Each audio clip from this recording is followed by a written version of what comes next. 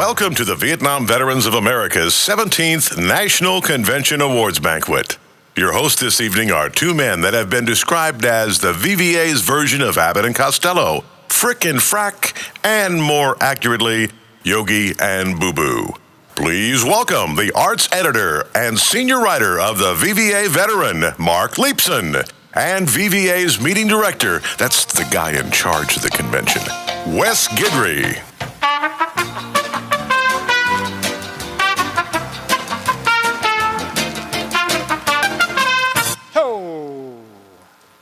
Well, here we are again. It's been 2 years since we've done this for a convention.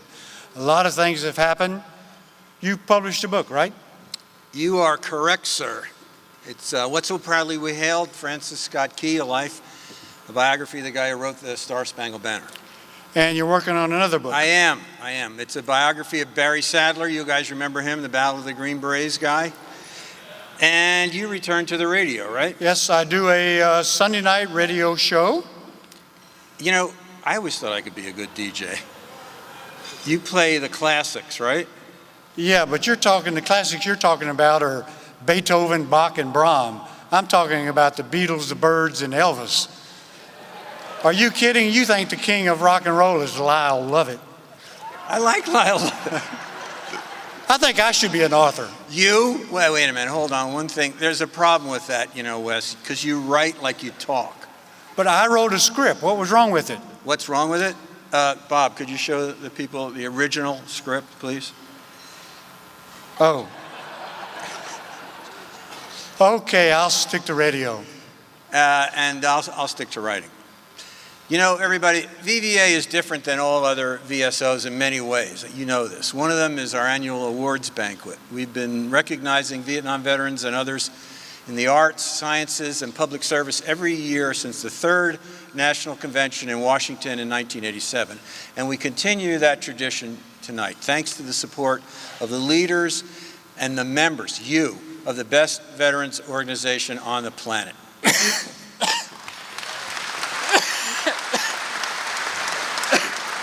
You okay? You all right?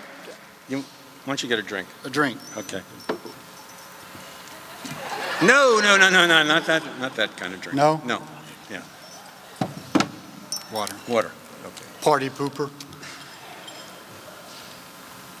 It's my turn, yeah. VVA prides itself on being an exclusive organization. Inclusive. He's always correcting me. Organization that recognizes all those who served the nation during the Vietnam War. Tonight we honor the young women who volunteered for tours of duty as morale boosters for American troops in Vietnam and throughout the world. They were volunteers for the American Red Cross. We call them donut dollies. They ran recreation centers, visited hospitals, and because of the mobility afforded by helicopters, traveled to front-line landing zones and base camps to bring games and smiles to the military. This year, tonight, we honor 3 of those women for their service to the nation. Our first honoree was hired by the Red Cross soon after graduating from Sacramento State University in California with a degree in social work. She served as a recreation worker at Letterman Army Hospital in San Francisco from July 1969 until July 1970, and then went to the Republic of Korea, where she worked with the Supplemental Overseas Recreation Program from August 1970 to July 1971. And in Korea, she met a young Army missile guy named Guidry. They went out on a date, one date. How many donut dollies did you date? I'll take that as none. Yeah, okay. VVA is proud to present the President's Award for supporting the troops to Linda Nikki Cranor. Yes, it's my pleasure as president to present you this. Thank you. Thank you. Thank you. Please say a few words.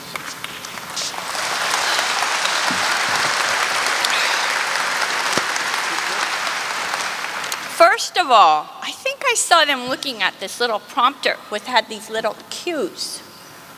But we don't have those little cues, Wes. The what? The little prompter with the little cues. Well, they think You didn't tell us about that. we learned it. We read it. So I don't have the little prompter with the little cues. As a matter of fact, I didn't figure out what I was going to really say tonight until a couple hours ago.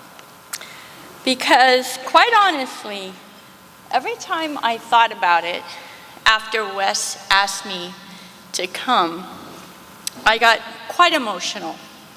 And so I just sort of would block it out and decide, I'll think about this a little later. But I want to start by thanking Wes and anybody else who was involved with making this happen for me, because quite honestly, this is an honor I can't imagine I would ever have received. I want to thank his wife, Judy, for giving the go-ahead, because he was my first date in Korea. Not her last, her first. I am very overwhelmed, honestly.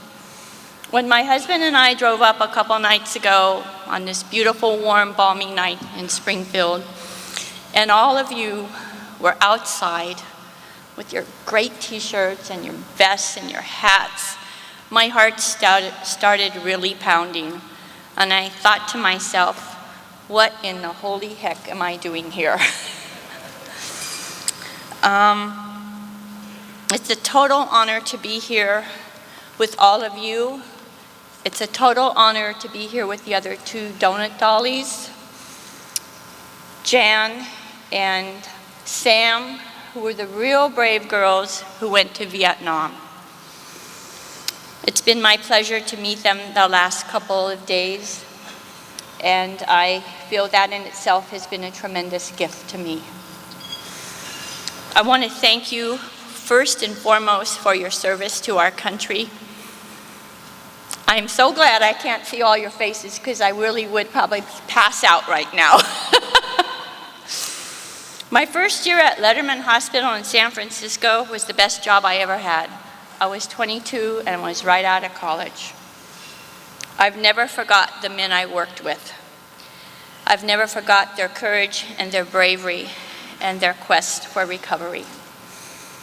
We were talking about it just tonight at the table. Sometimes I can't remember what I did yesterday, and I don't remember what I did 2 hours ago, but I will never forget the men that I worked with at Letterman Hospital. I remember Pete from Guam. He was a double leg amputee. He lost his arm. He lost the sight in one of his eyes, and he loved to play the guitar. I remember Sam from Japan. He was there 1.5 years, and he left the day that I left for Korea. I remember John, who was from Santa Rosa. He was about 30 miles from my hometown. He came in on Christmas Eve with this family and had a tree, and all the lights were on the tree, and no one was really sure that he would make it through that night. I've carried with me these men for the last 45 years. They will always be in my heart. Being a donut dolly in Korea was a kick. It was a joy. I passed out donuts, and I tried to get the troops to play the games that we brought out to all their sites. I was very lucky that my first date was with Wes. I cannot believe how lucky I was. He, as you can tell, oh, maybe that didn't sound all that good, huh? He is a sweetheart. He's a kind man. I was very new in country. He took me out to the village. He taught me how to, finagle about purchases that you made. I felt comfortable. I felt safe. I felt like I would be able to do this. And when we would go out to these different sites, if you knew somebody like Wes, it was easier, because instead of looking out to a sea of men that you didn't know, you sort of felt like, well, there's somebody out there like I've met, somebody like Wes that I can relate to. And so I want to thank you more than anything. I want to thank all of you for the kindnesses that you gave to the Red Cross girls. We were just kids. A little bit older than Wes, I found out. I found out he was 19 and I was 23. I didn't realize it at the time. But we were just young girls trying to figure out our way. It's been my greatest honor and privilege. I cannot believe that I am so fortunate to be here tonight, and I would like to thank you for all the kindnesses that you've given to the Red Cross girls. And in regards to Wes, what I want to say to him is, I understand he's going to be here tomorrow, and I was hoping he'd double date with me and his wife. We could have our second date and get an ice cream cone at Cold Stone Creamery. Thank you so much. Thank you.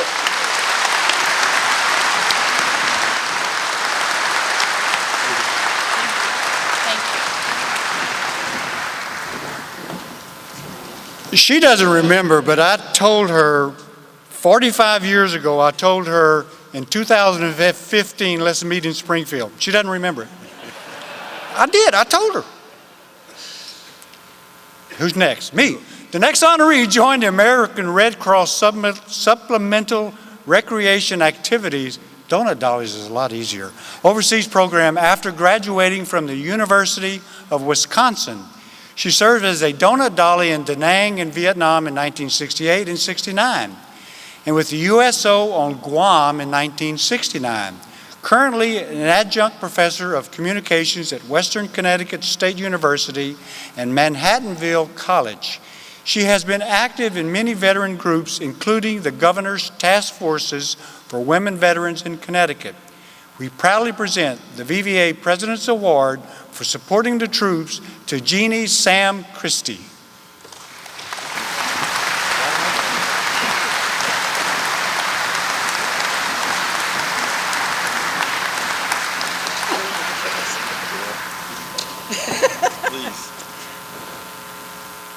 Now I'm nervous. My speech is a little different.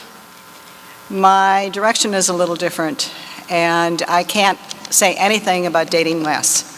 So,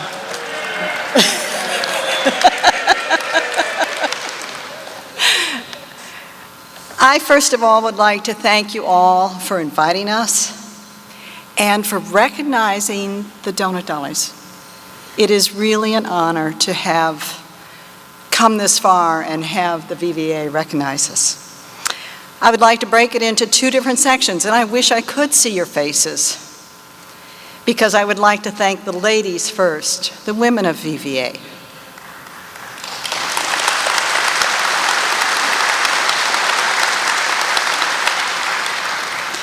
You are but a handful of women who know our Vietnam veterans.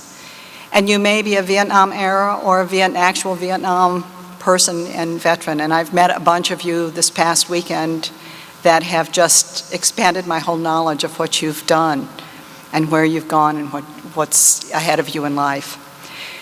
So I thank you, and I would like to quote something that was said to me back in 1982. And it's about the women, and it was said by Daniel Burkhart at the first salute.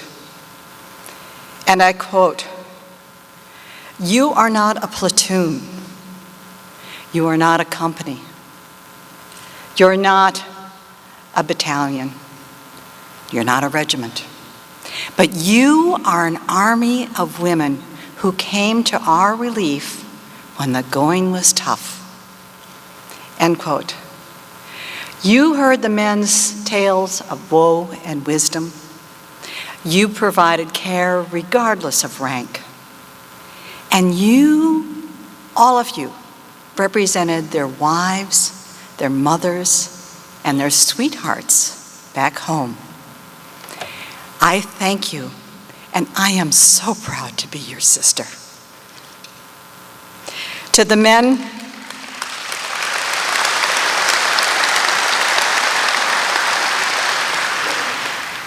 of Vietnam, VVA, there were only 627 of us there the whole time. Not very many women, and we may not have actually known all of you. I can't imagine how that ever happened, but we may not have known you. If we did know you, we may not have remembered your names. You were Slick Joe Harry, Coochie, Quang Tree, Marine, whatever.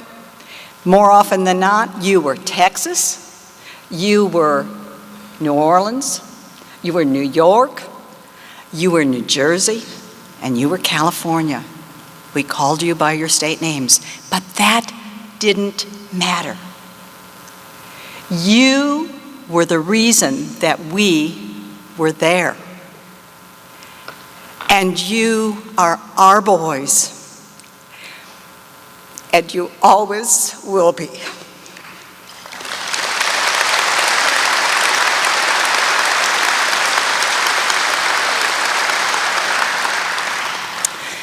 I thank you for your patriotism, your bravery, your sacrifices, and I thank you for the protection that you gave us, because we've made it this far. And thank you very much for this honor. Thank you.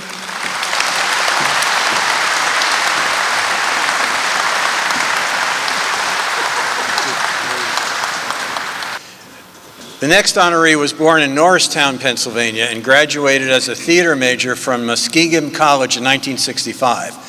She joined the Red Cross's Supplemental Recreation Activities Overseas Program and went to Vietnam, where she was attached to the 1st Infantry Division in Jeanne and Phu Loy in 66-67. We proudly present the VVA President's Award for supporting the troops to Jeanne Woods.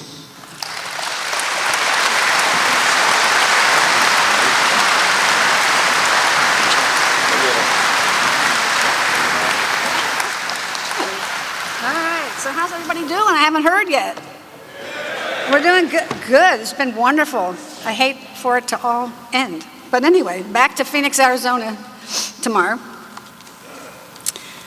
One of the things I was wondering, and nobody's asked yet, and of course it's a little hard to see, but maybe you can raise your hand, how many actually did see a girl in blue and a little Red Cross Donut Deli on their tour? Anybody out there? I know there's a couple Red 1st Infantry guys out there.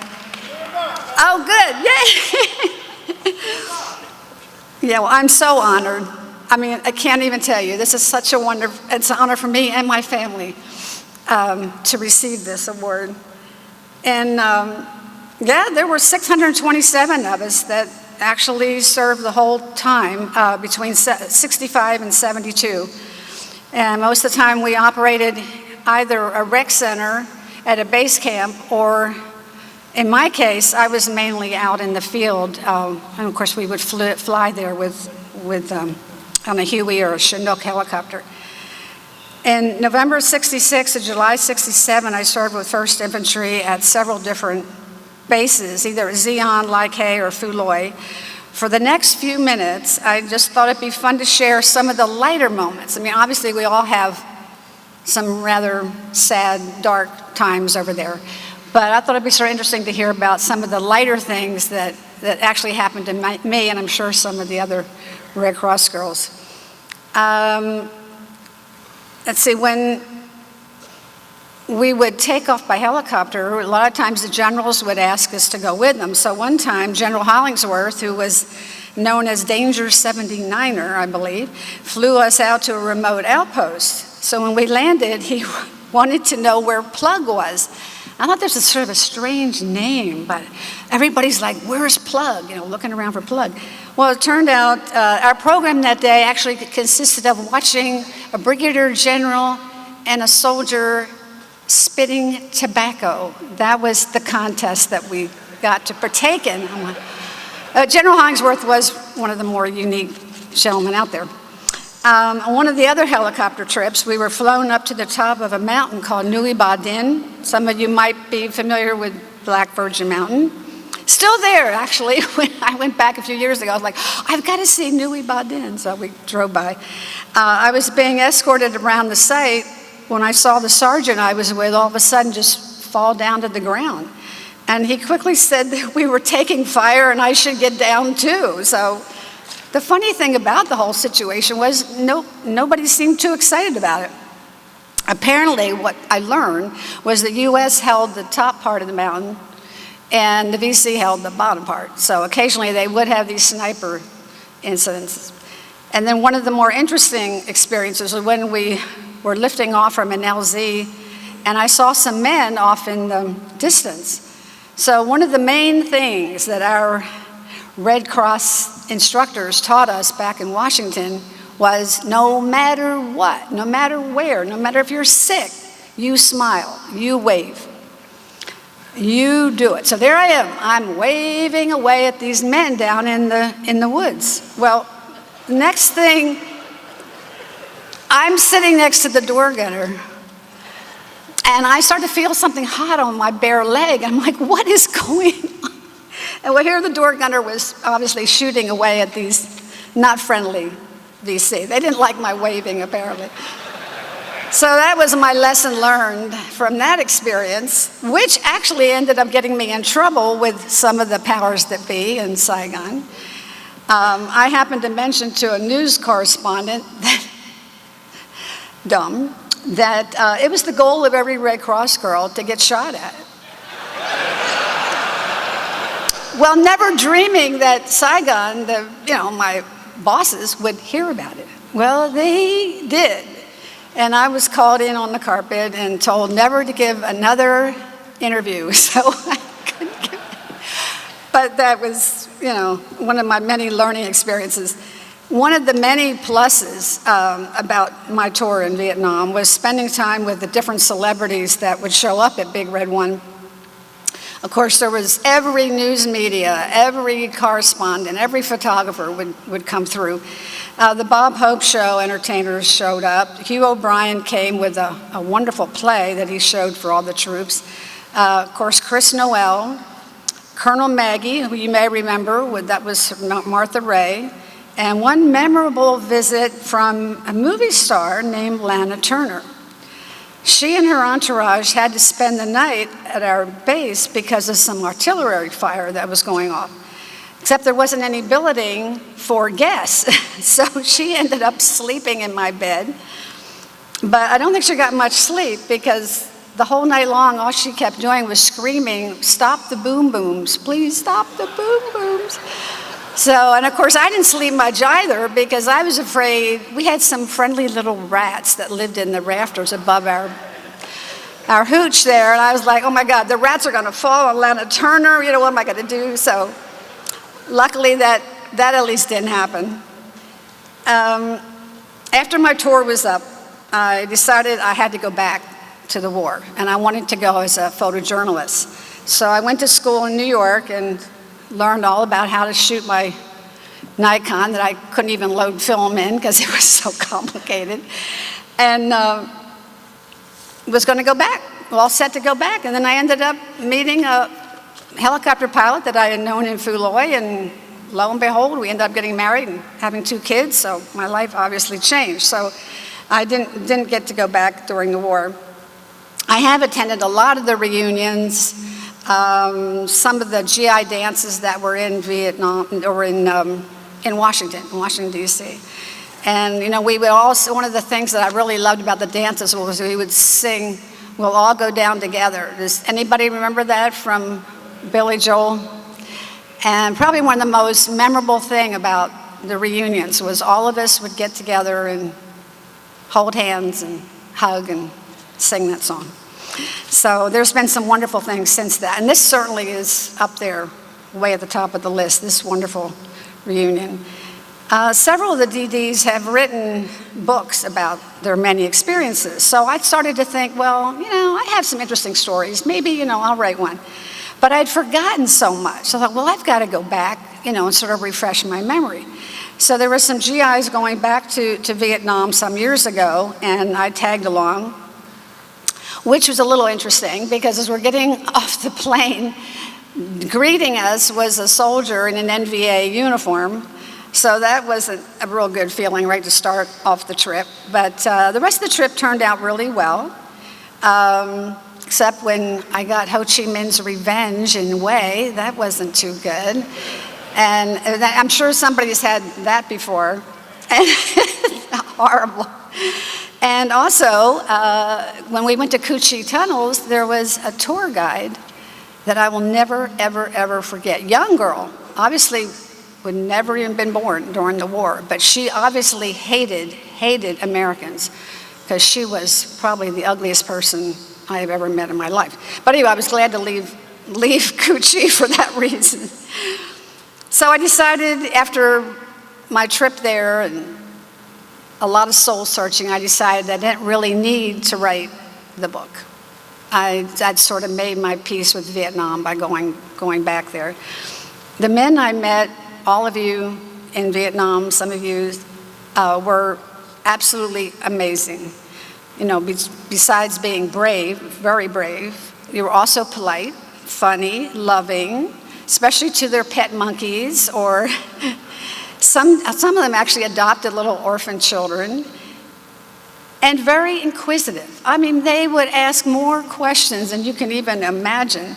One question I got asked a lot was actually worded perfectly in the movie We Were Soldiers, which I'm sure most of you have seen.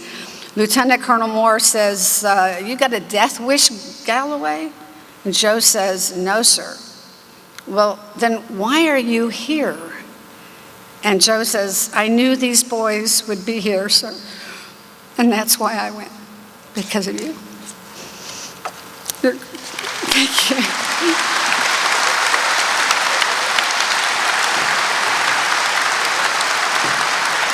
Thank you. That's your thing? Yep, got it.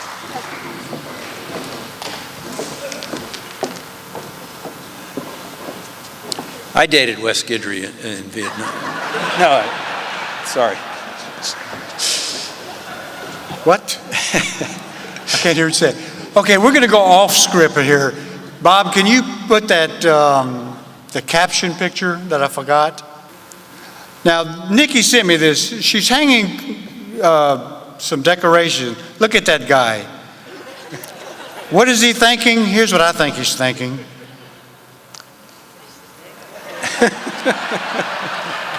I love to do that.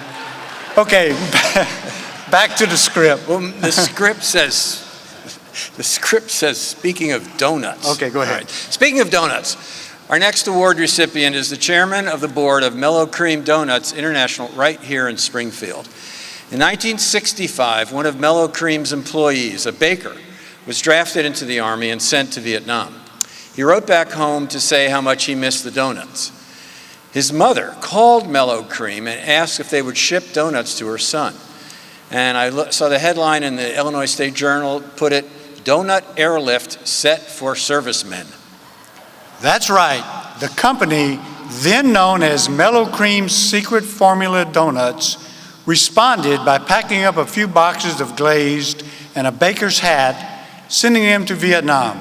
After the GI asked for more, the company wound up sending 4,000 dozen individually wrapped donuts to the troops in the next 5 years. In the audience tonight is George Snead from Springfield, who received those Mellow Cream donut packages. So he's going to say, George.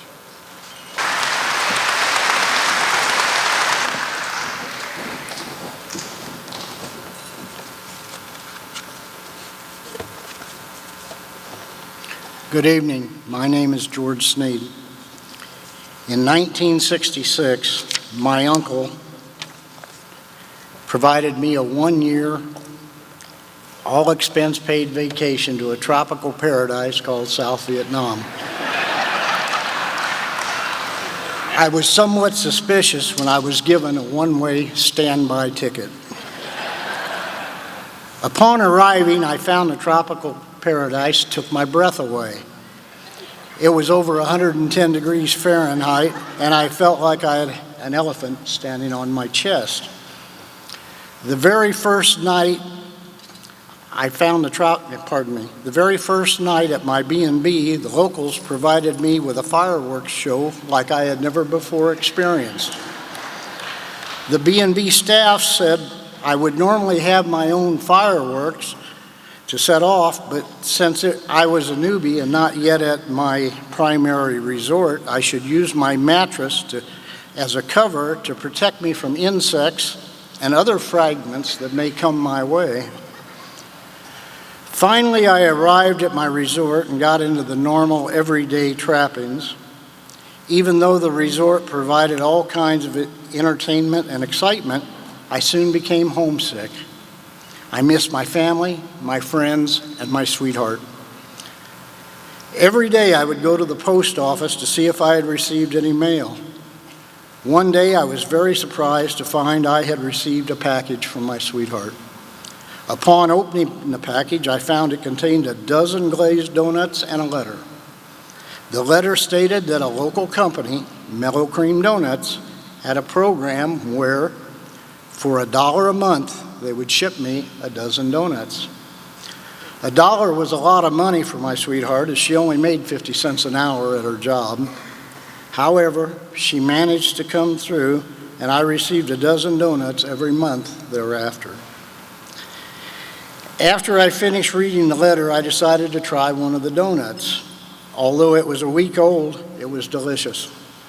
Some of my friends noticed I was eating a donut, and soon I no longer had any donuts. Every month after that, I had more than enough help eating my donuts. Although some of my descriptive facts about my tour may be exaggerated, one fact that cannot be overstated is the morale boost received whenever the mail clerk showed up with a box of donuts. For a short time, my friends and I were able to overlook our problems and focus on the love and caring of those back home. After I finished my tour, I was able to thank my sweetheart, as we will have been married 48 years in September.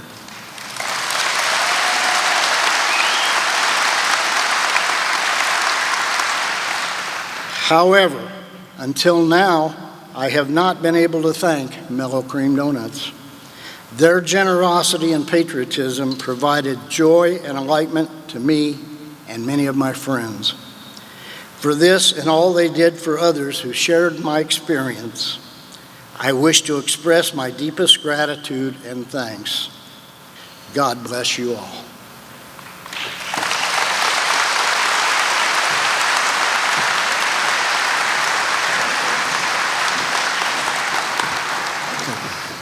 VVA is proud to present the President's Award for supporting the troops in Vietnam to Kelly Grant Jr. Come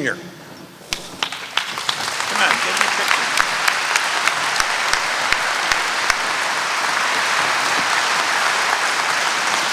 You got to get a picture, then we'll let you go. And I'll get out of your way. You're probably wondering what prompted this program. I remember I think it was in 64, the powers that be, the political powers that be, decided that the South Vietnamese army was not going to do any good against the intruders from the North. And they made a decision, a political decision, that the Americans would take over the war, shoulder the burden.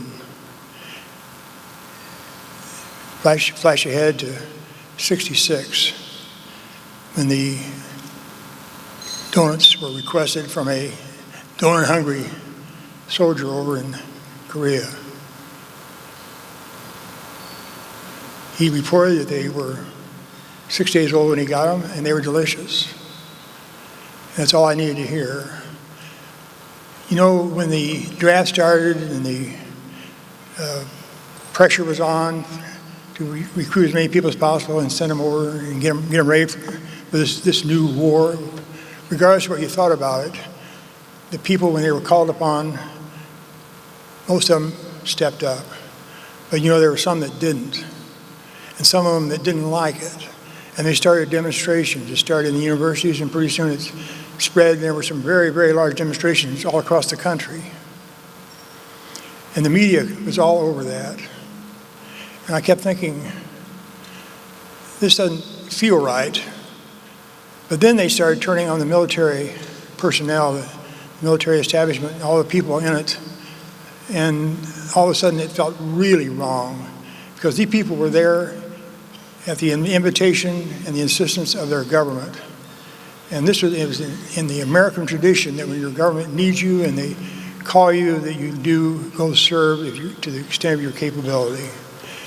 And the media wasn't reporting that. They were reporting the demonstrations, they were reporting the draft card burners, and all the negative things. The ROTC units on campuses were being abolished.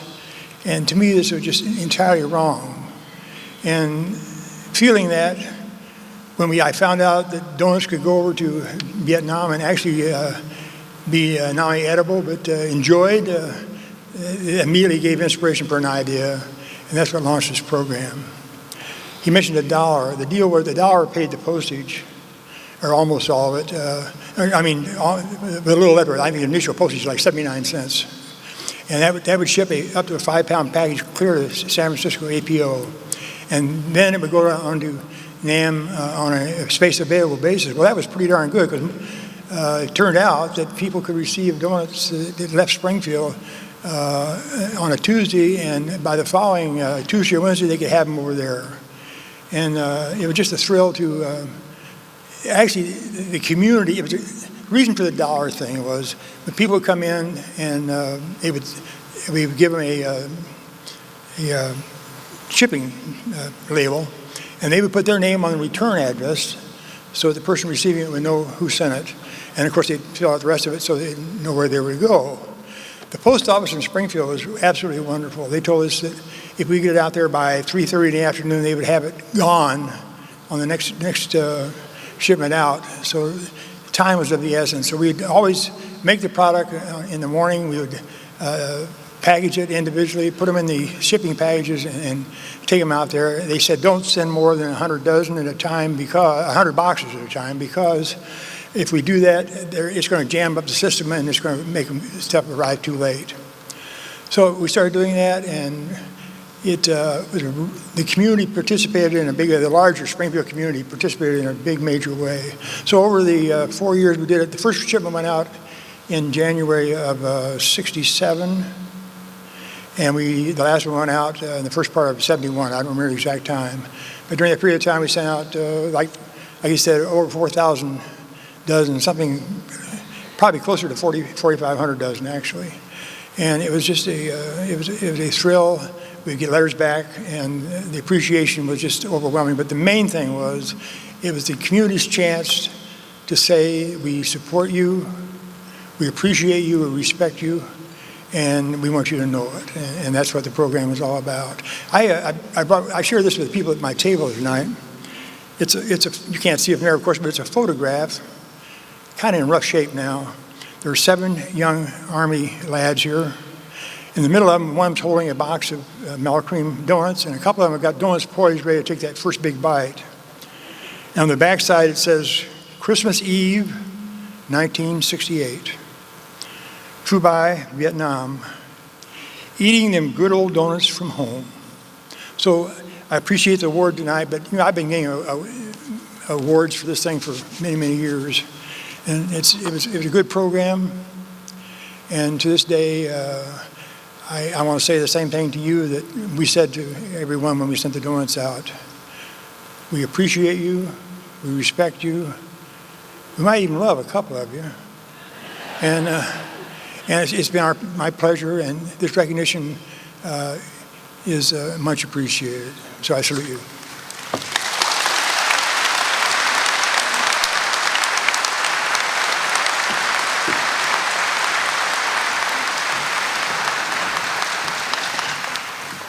And I guess you know Mr. Grant provided all those donuts for 3 days.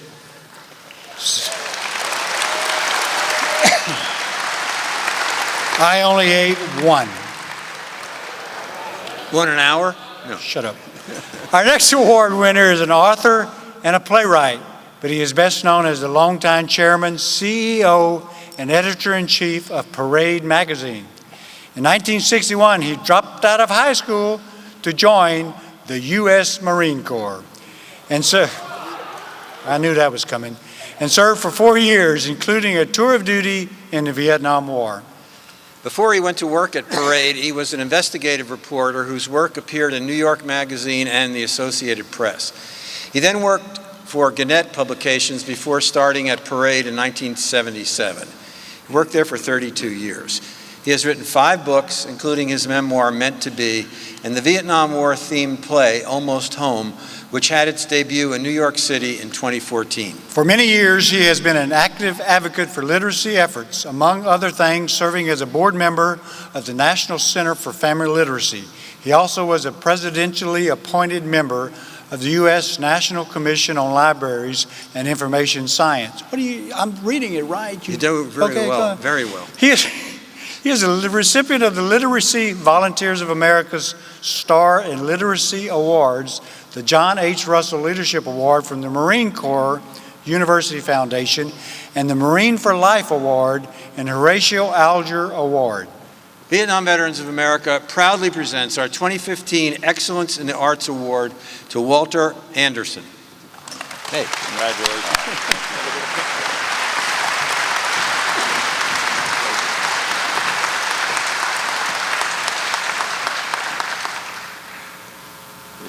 Get skinny film in that camera?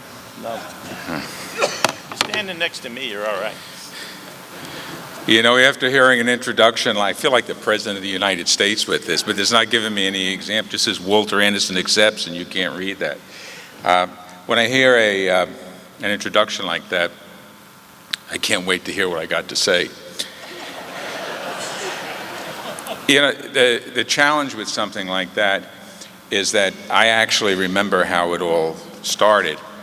I was in high school, I was 16, and I wrote a letter to the vice principal of high school. And this is what it said. Dear Mr. Childs, I'm tired of people messing with me. I'm joining the Marines.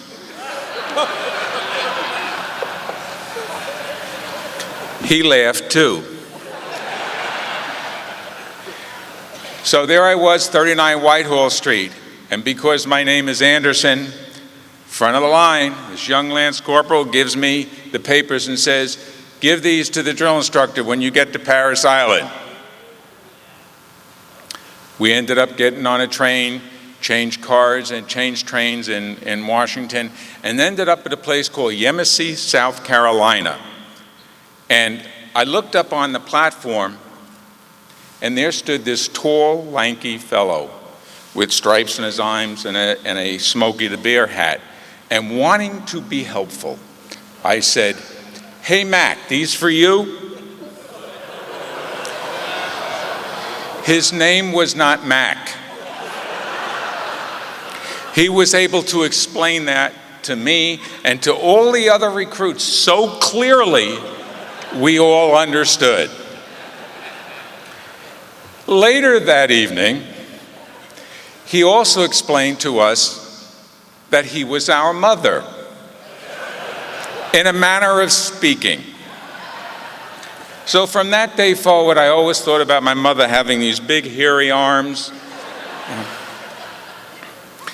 Somehow I made it through Paris Island, and I went to Camp Geiger to advanced infantry training. I ended up in engineers, then I ended up in communications. The Marine Corps sent me to a lot of schools, very many schools. I ended up with multiple MOSs, and finally, in Grand Design, I was sent to Vietnam in 1965. And I returned in December of 1965. I returned to a country that did not want me, nor any of the people that I served with. I returned to a country where I was patronized, condescended to. Now, I say it like that because that's what you feel personally. Is it true? No. The country wasn't against me, but it's what I felt. And I was angry. This came to me most clearly last fall when my play opened in New York. Sometimes when you do a play, there's something called a talkback. After the play, the actors and the playwright and the director sit on stage and actually talk to the audience. The audience asks questions, and usually is requested. And what happened in one performance of the play, a lot of veterans from Iraq and Afghanistan wanted to come to this and wanted to talk to us. So one young veteran stood up and said, Mr. Anderson, how long did it take you to control your anger? And I said, well, that's a very good question. I said, it took a year, maybe 2 years. And during that portion, I was very difficult to deal with. In fact, I probably set a world's record on being fired from jobs. He said, well, how long did it take before you didn't have the anger? I said, I'm still working on that. Now,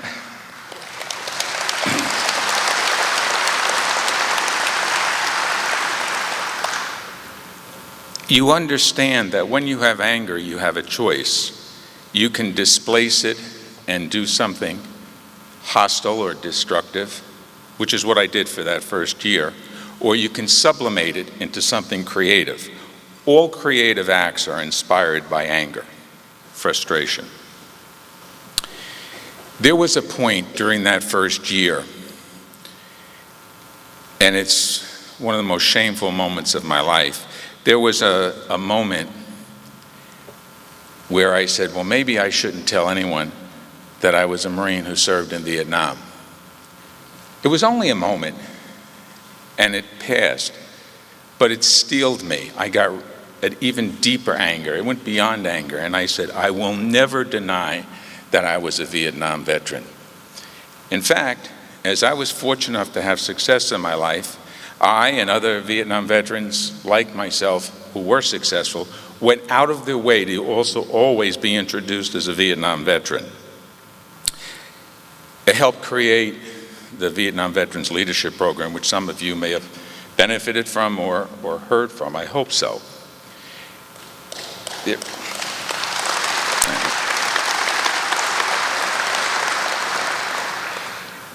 There is, I want to say this correct, there are certain things I have and have not been able to do. For years I was asked many times to speak at Vietnam memorials, and I declined.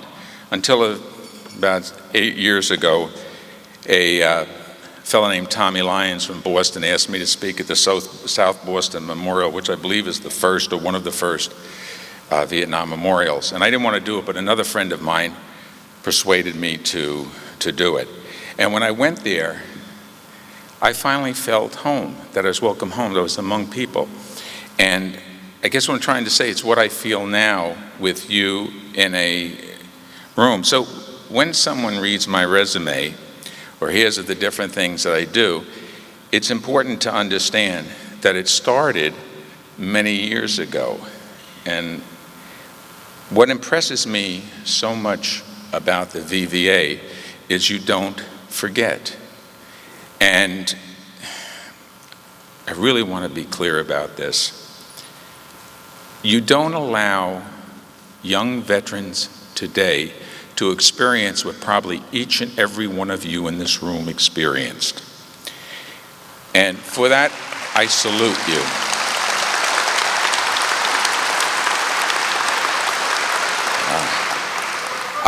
I have devoted my life to the arts pretty much, and I'm pleased with that.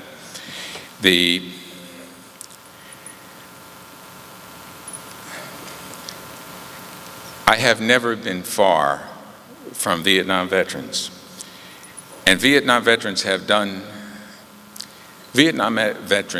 are the greatest generation.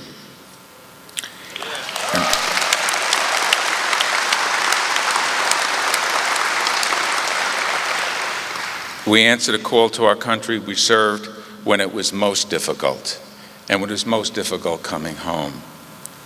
But it was Vietnam veterans who've done so much, contributed so much. It was a Vietnam veteran who conceived and who wrote the modern GI Bill. A Vietnam veteran did that. His name is Jim Webb. I mention that because since that became law, more than 1 million young veterans today have received college benefits, have received tuition, have received help with their book. They have received what you didn't hear of, what you did not receive. You received very small. You know, it's a funny thing. When I was in boot camp, my drill instructors had served in World War II in Korea. And I remember one drill instructor telling us during DI time that it was World War I veterans who made sure World War II veterans got treated well. Well, it's Vietnam veterans who are making sure that the young veterans of today are treated well. In my childhood,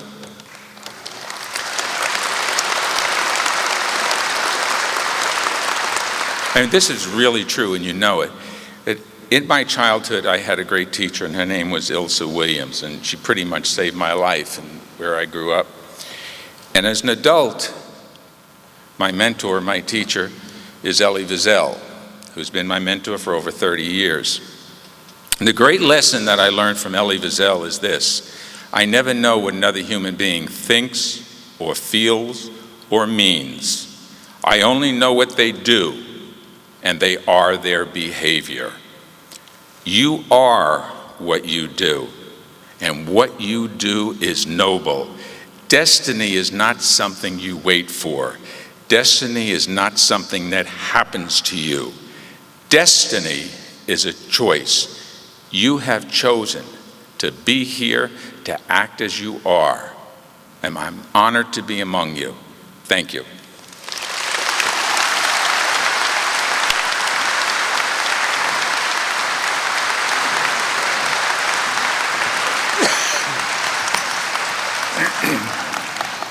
The next award recipient is one of the nation's most renowned plastic and reconstructive surgeons. After receiving his MD from UCLA Medical School in 1963, he served in the U.S. Army, including a 1965-66 tour of duty in Vietnam with the Special Forces, where he received the Bronze Star.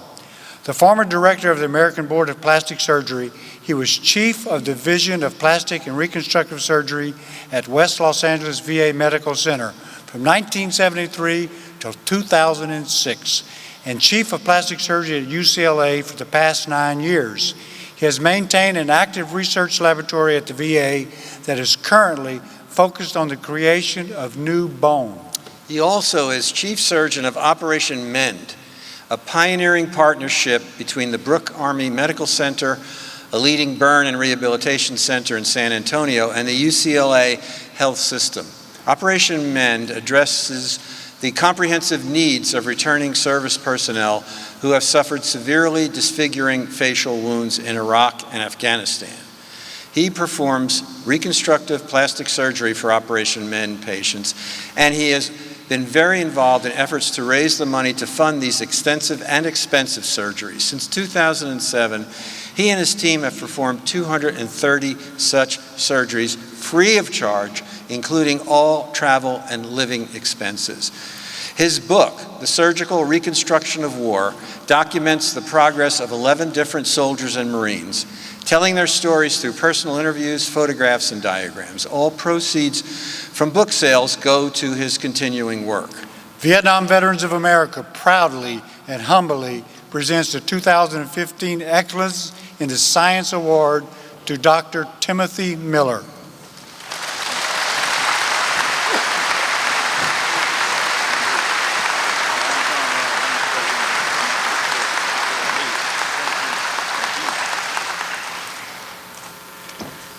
I would very much like to thank you for including me in this wonderful meeting. I've had an opportunity to meet some very, very nice people, and I've learned a lot. I am most grateful for this honor for reasons I hope to explain very briefly soon. When I returned from Vietnam, I was warmly welcomed by my family and friends. Thereafter, there were very few warm greetings.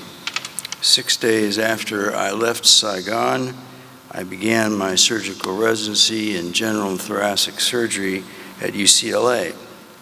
As it turned out, I was very fortunate. Because I had been held back a year and been somewhere else for the previous year, I really was behind the other residents. So I had the obligation to focus on the surgical procedures that I had to learn and study. And I also had the task of changing my life to a very different style. I lived in a very small apartment.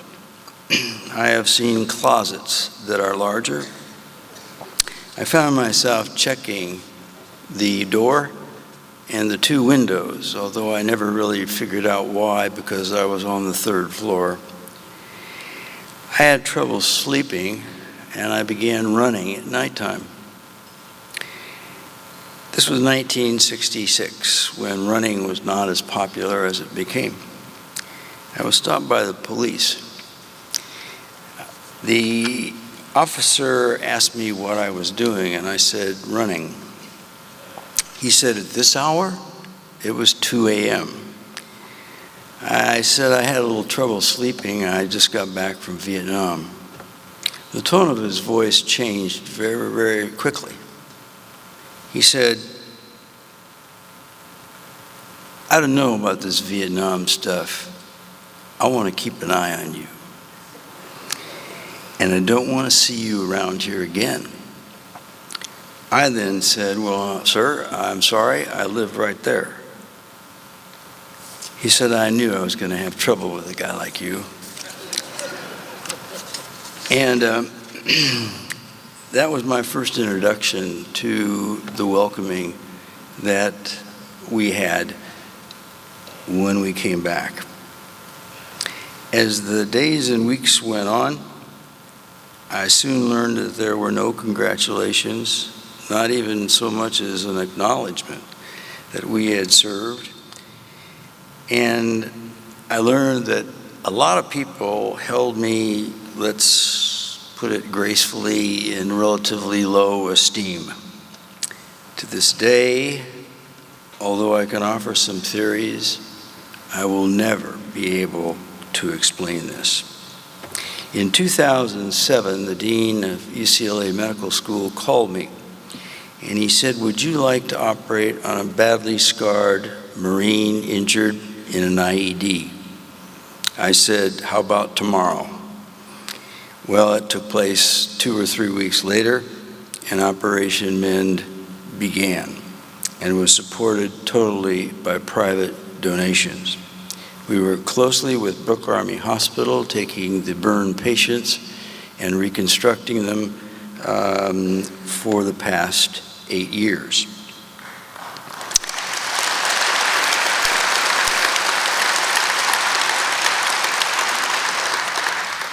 I can say that for myself and my perception of my career, it was the most extraordinary privilege and opportunity to operate on these young men that I would have great difficulty describing. We made every effort at UCLA, although it really didn't take hardly any effort, to be as welcoming and supportive as a medical community can be. I was personally determined that I would devote everything I had to make sure that their surgical care, their surgical reconstruction, their result was as good as possibly could occur. I have been shot at before. For me, it was occasional. For them, it was often.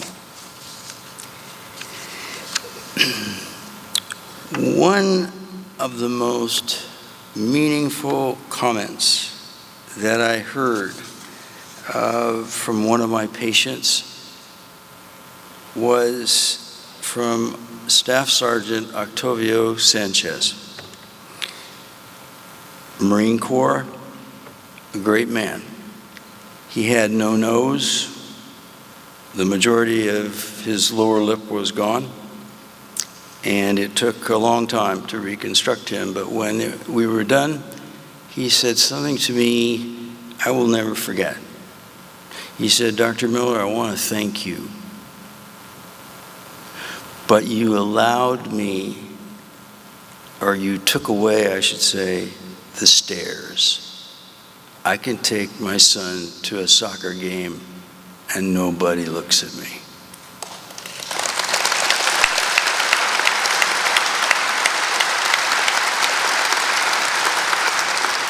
So what I did over the past 8 years has been the most meaningful thing in my career, which I am now concluding. I can't think of a better way to go. Thank you.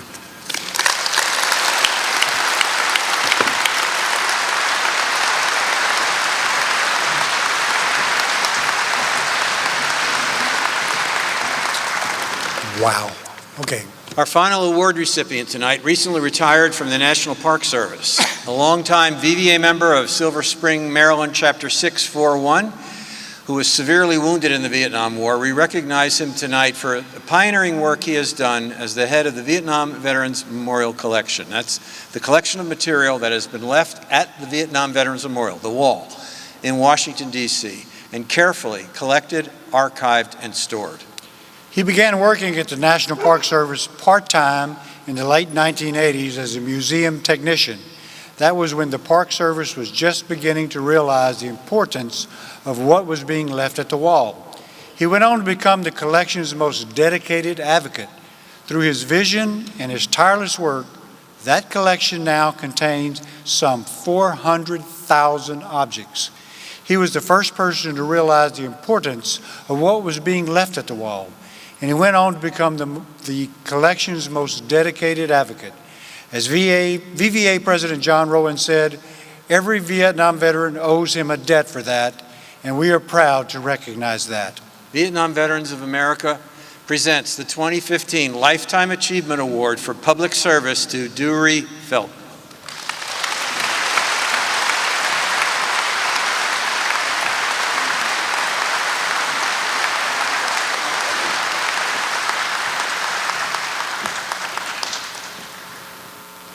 Good evening, everyone. One of the things I've learned through the years is after you've eaten is to make sure you don't have any spinach showing in your teeth. Everyone's taking photographs. I am humbled by this moment. This is really a cap on my professional career. I always tell people that I've received many awards and accolades through the years, but there's nothing that can compare to being honored by your peers, of being honored by your own. I had worked on a speech that I've torn up about 20 times, and every time I think I have a handle on it, I don't. I was in here today and people were asking me questions, so I'm just going to step out on faith and say a few words. Yesterday I had the privilege of watching the movie, and it had some of the highlights as regards to the founding of the Vietnam Veterans of America. I always tell people that I am Duery Felton, but there are a lot of people behind me who you do not see, who were very supportive. There would not be a Vietnam Veterans Memorial Collection today, in large part because of the activities of Chapter 43, which was the DC chapter of Vietnam Veterans of America. In 1982, when the Vietnam Veterans Memorial was dedicated, people were coming from around the world to leave objects. As far as we know, this is the first time in American history that this has happened, that people have come from around the world for a protracted period to leave unsolicited objects at a federal site. I just happened to have read an article in one of the Vietnam magazines about the National Park Service collecting these objects. I just happened to be out at the facility when Voice of America was there. No one knew what these objects were. I did. I merely recognized the military pajamas. Believe me, I was familiar with them. Unbeknownst to me, the Park Service decided that they were going to at least do something with these objects being left. There were many members of Chapter 43 who would sit out in the audience. They were the plants, and they were asked questions like, when is the National Park Service going to make this collection? Things like this, because the National Park Service was hesitant about making this a collection. I always tell people that, yes, it's embraced now, but failure is an orphan, and success has many parents. It was a fight for there to be that collection today. I also remind people who don't know about Rick Weidman. During the early part of that collection, there was a group of veterans who heard that these things were being kept in a warehouse. That's one of the reasons that I've become so particular about the language that's used. Whenever you say warehouse, there's a connotation of rodent-infected, a dripping warehouse. Rick came up with the idea of having members from other chapters of VVA come to the facility where these objects are being held. By that time, Pam West and David Gwines had been seduced, and they started to realize what these objects were. Those veterans from other chapters of VVA came in and went back to their chapters to let people know that the government wasn't doing it to us again. In 1986, those objects that were left at the wall became a formal collection under the guise of the National Park Service National Capital Region. There were many people to whom I owe a debt. Again, it's Chapter 43. I've had female volunteers out there. They sensitized me to a lot of things. And my mother. And I always tell people that there were no policies or whatever in effect. Because of some of the things my mother was going through, I wanted that to be part of this policy, that there would be sensitivity, that there would be privacy. Through the years, this collection that I was the curator for some 30 years has become the flagship as regards to other collections around the world. People come from around the world to study the methodology that has been developed.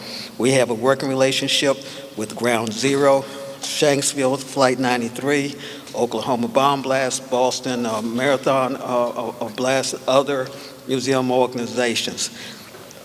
This, because of Chapter 43, the Vietnam Veterans of America, they saw things and really encouraged the National Park Service and members of Congress to push to make this a formal collection.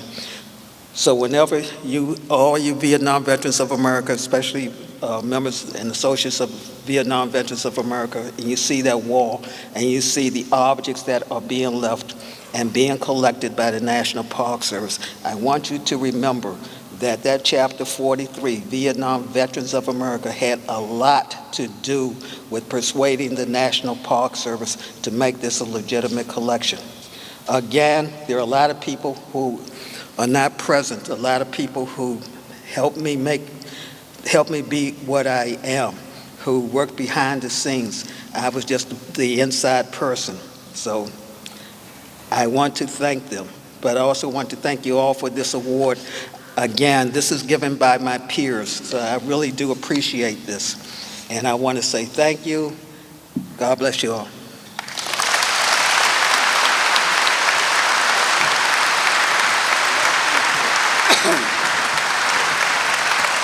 Okay, now that concludes Mark and I's portion. We're going to bring John up.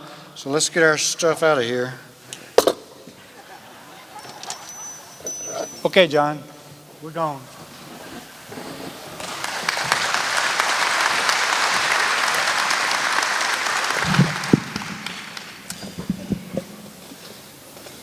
It always amazes me what Wes and Mark do to find the folks that we get to honor.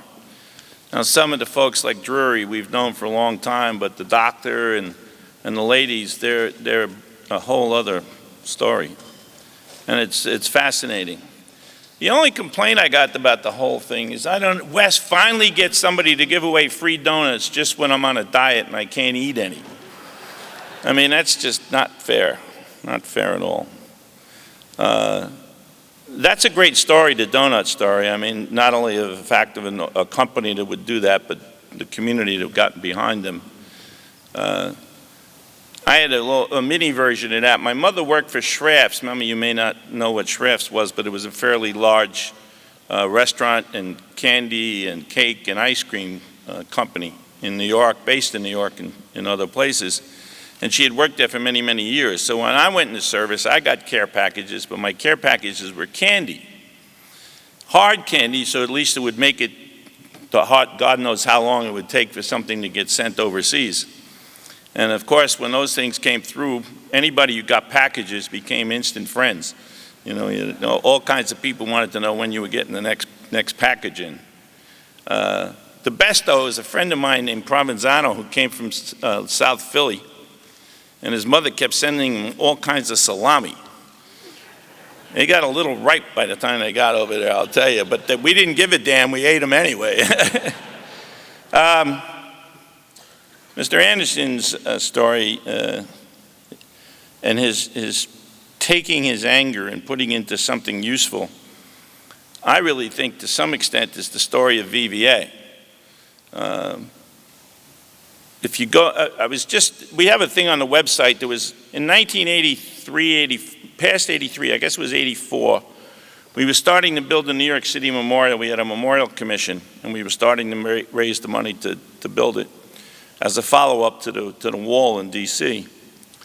And this reporter named Gabe Pressman, who's still around, he's a World War II vet, he's still working as a reporter, I think he's 93, he's still an active reporter on TV, interviewed myself and 3 other veterans who were part of the committee that was working on the program. And we have it on the website. You can go to our website, and there's 3 pieces like YouTube segments that somebody found on I think it was Harold Young, who's now from Texas, but really is from Queens, who found these things originally, and we got it posted on our website. And I look back and I look at myself, besides the fact looking at the video, and I see I had hair and it was all red and kind of other strange things going on. And I look at myself talking to this reporter, and I said, boy, you were a really snarky mother. Jeez, you would just you could just see the kind of anger that Mr. Anderson talked about just kind of seeping out, in bits and pieces every once in a while. Not that I said anything wrong or did anything wrong, it was just kind of there. But I think many of us took that and put it into something useful. And that something useful became VVA. In many ways. And for those of you who had the privilege of seeing the movie yesterday rather, I think the one thing I hope that you take back to the folks who came in sort of on the tail end of this movement was the passion that was in those who came together to form this organization. And I hope that we still see that passion, and it's interesting when we get new people come on board and they get converted into the VVA way of life, and they take that passion as well and they adopt it and use it to go forward and use it to get things done and use it to get bills in Congress and get things done right in the healthcare system and get things done right in the VA benefits department and get things done right at their hometowns and get things done right in their states and state legislatures. Many of our people in the state councils have gotten the states to provide lots of assistance and information. When we first identified homeless veterans in 1981 in New York City, when a controller of the city of New York did a study of homeless people and couldn't understand why so many of them were veterans, and which led to a whole change in movement to try to ensure that veterans got off the streets, and to now in the future to make sure they don't get on the streets. To do things, one of the other major things we did was incarcerated chapters. The whole idea of getting Vietnam veterans who were unfortunate enough to be incarcerated to form a chapter inside the jail system was unheard of. You didn't see the Legion, the VFW, the DAV, or anybody else do that. You didn't see them even care about anybody who ended up in jail, never mind trying to work with them.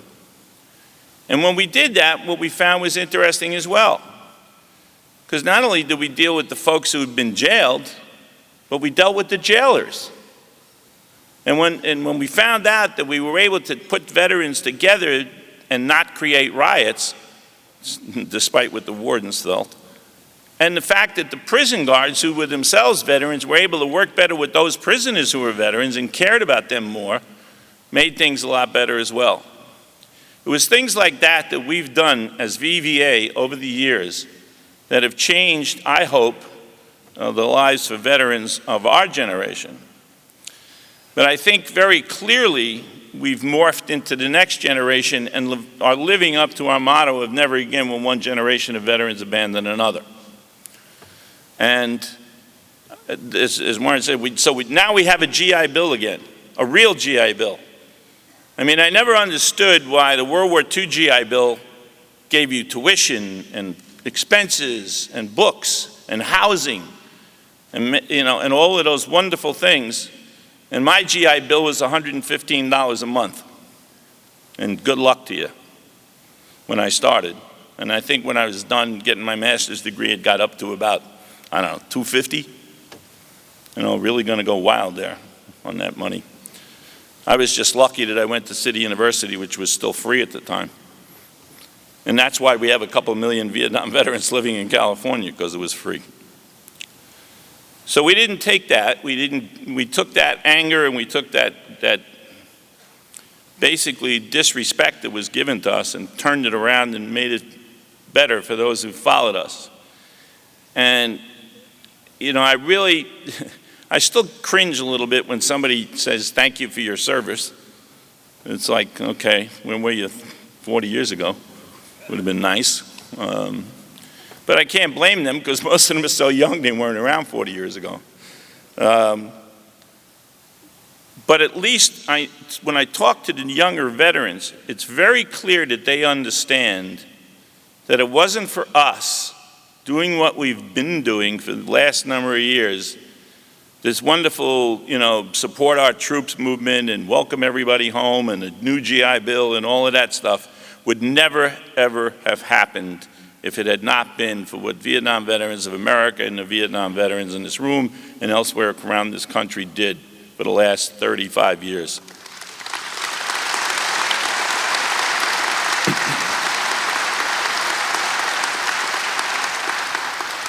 But we're not done.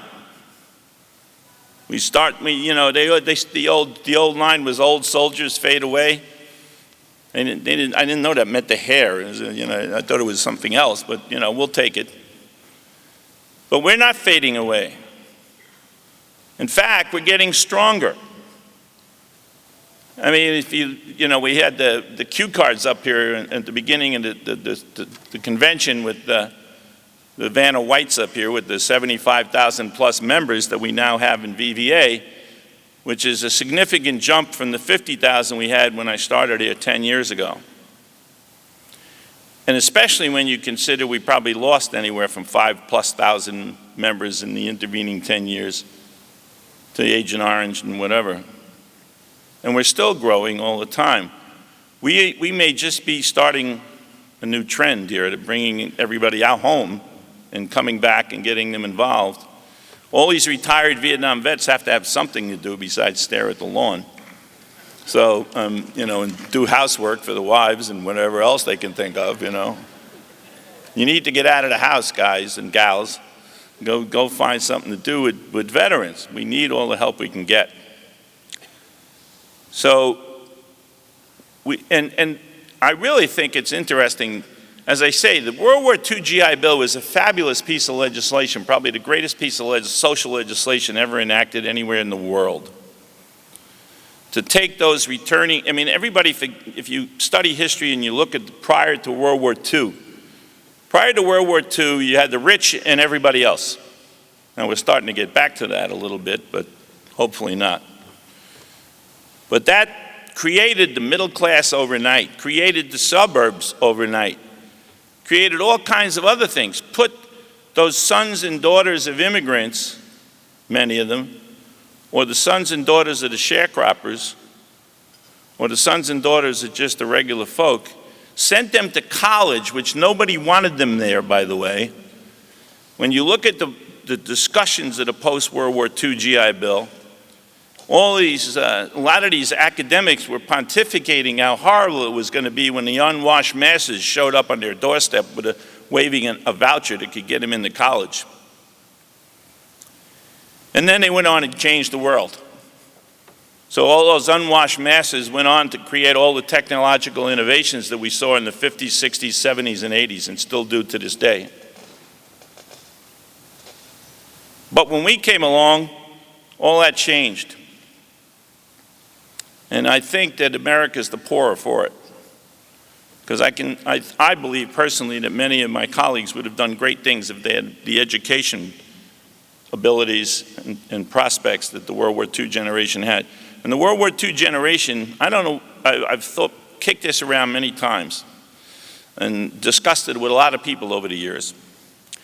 And I guess I've come to the point where I believe it's simply the old generation gap that we used to talk about years ago. The World War II generation were our fathers and uncles. And we were the hippie kids with, who came home, and instead of getting drunk all the time, we got stoned and listened to all that horrible rock and roll stuff that they didn't understand because they were into jazz bands. And basically, they didn't like us. They got annoyed at us. We were just those bratty kids who, we didn't fight in a real war, even though historically you find out most of the grunt Vietnam vets who were out in the bush spent more time in the field with a gun in their hand than most of the GIs in World War II.